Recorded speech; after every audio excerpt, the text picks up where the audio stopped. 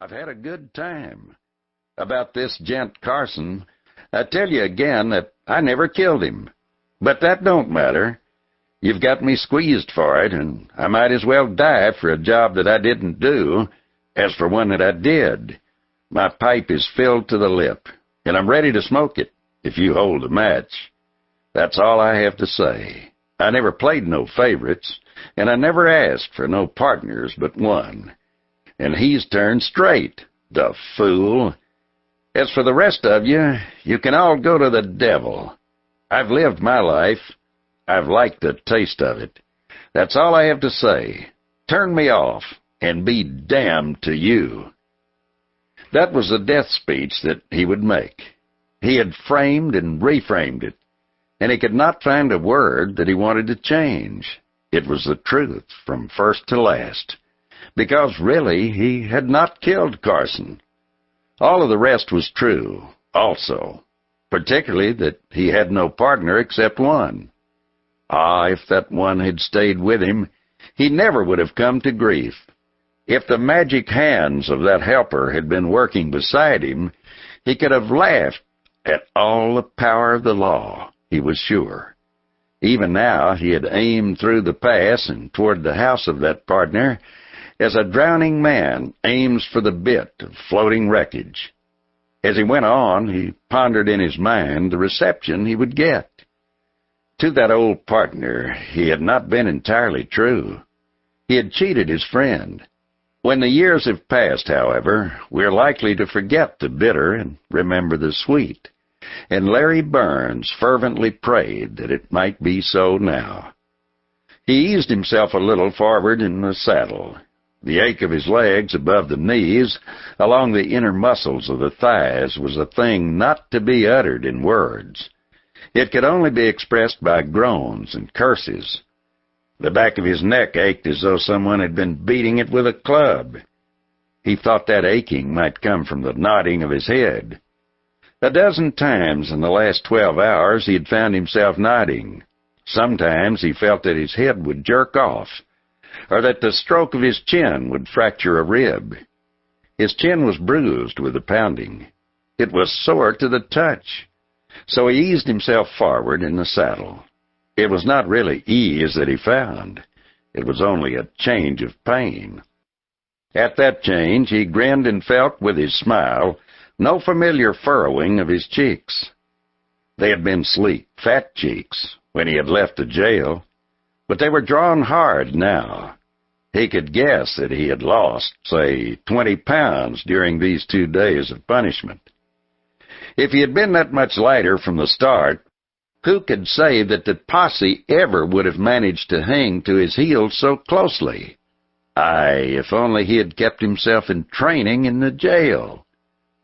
In spite of the restricted space, he could have done setting-up exercises. He could have walked a pace and made a turn and walked again. He could have done this for about an hour a day, and so kept from his body the filthy sleek of prison fat. So thought Larry Burns now, and thrust out his big, square jaw and glared ahead of him, but dared not look behind again. For he could hear the noise of the dogs breaking out from the mouth of the pass, and he knew by the way that the sound flowed down the slope behind him that the riders were gaining. He gave his own horse the spur, but there was little response. The mustang began to trot, but the trot was a stagger. The weight of his rider had killed him. Burns cursed that weight. Many a time he had boasted of his inches. Many a time he had been able to stand straight and look down on others. He had had his own way through a crowd. There were very few who had cared to face him. So he had loved the bigness of his body and had been proud of it, but now he cursed it, because it was just that which was anchoring him, while the posse swept up from behind. He listened to the sound, and he tried to calculate the distance they were behind, and the rate at which they would overtake him. It might be in half an hour. After all, their horses were tired too. It was not for nothing that he had ridden himself to the dropping point and worn out his third horse in 2 days.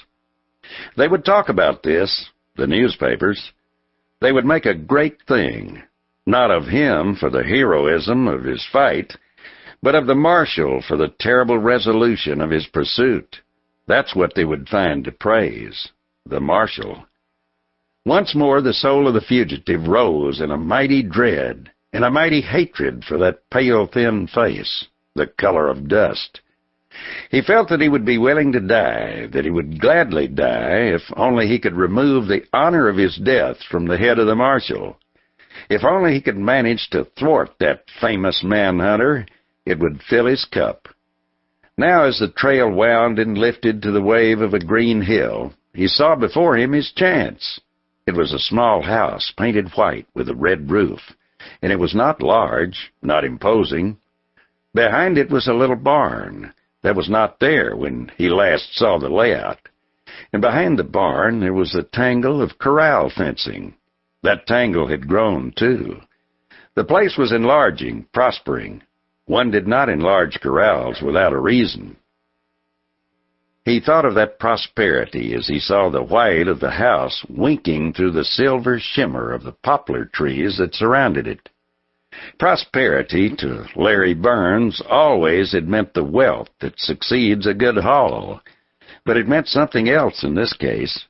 It meant that the owner of that ranch had worked his feet into the soil, just like a tree, and that he was drawing nutriment and strength out of the ground. Yeah, he was right, thought Larry Burns. We all give him the laugh, but he was right. That's the natural way. That's the right way. His jaw fell. He gaped vaguely at the house and at his own thought. He was too weary to stick for long to his own idea. His brain ached almost as much as his body ached. But somewhere in the back of his mind he registered that thought. He had been wrong. One could raise money fast enough at the point of a gun, but money was not happiness. Happiness grew only on cultivated soil, with hard work, like wheat. He nodded at the thought and then shook his head over it. He wished vaguely that he could have reached the conclusion when he had been a boy. But when he was a boy, he had not been hunted for his life. Then, too, he had not had the great exemplar of that house on the hillside, the twinkling of the poplar trees, the fat-sided barn, and the bright curve of the creek that ran down the valley bottom. Ah, what a sleek valley it was! The fat of it shone green and smiling upon the troubled mind of the outlaw. He almost felt, in honesty, that if he had looked with a clear eye at that spot in the old days, and if he could have made it his, he would have given up the wrong path. He pressed on. The Mustang was very tired now, but it seemed to guess that the white house and the poplars were the final goal. So it freshened its pace and even lifted its lumpish head a little. It had seemed a miracle to the rider that the Mustang could keep up its head at all on such a long, scrawny neck during the interminable and nodding leagues of their journey. So they pressed on toward the house among the poplars until the trail turned into a road, and from the road Larry Burns could see the house in more intimate detail. He drew up his Mustang at once, with a grunt of dismay. Chapter 2. The Geraldi Fingers. It was a lonely part of the world. Neighbors were few and far between. Larry Burns had counted upon being able to see his friend alone, but he was wrong, it appeared, for yonder were a dozen horses hitched to the rack near the house, and at a second hitching rack there were buggies also, as well as the tough buckboard that could be driven almost anywhere that a horse can walk. There was some sort of a celebration going on in that house. What could it be? Men did not gather like this except for a birth, a wedding, or a death. "Jimmy's gone and died on me," said Larry Burns. He had almost forgotten his own terrible weariness, his more terrible fear, in the thought that his friend might have died. For that was like imagining the life gone out of a thunderbolt. What a brilliant stroke was gone. to keep listening to this audiobook. I've left you a link in the description so you can do it at no cost thanks to Audible's 30-day free trial.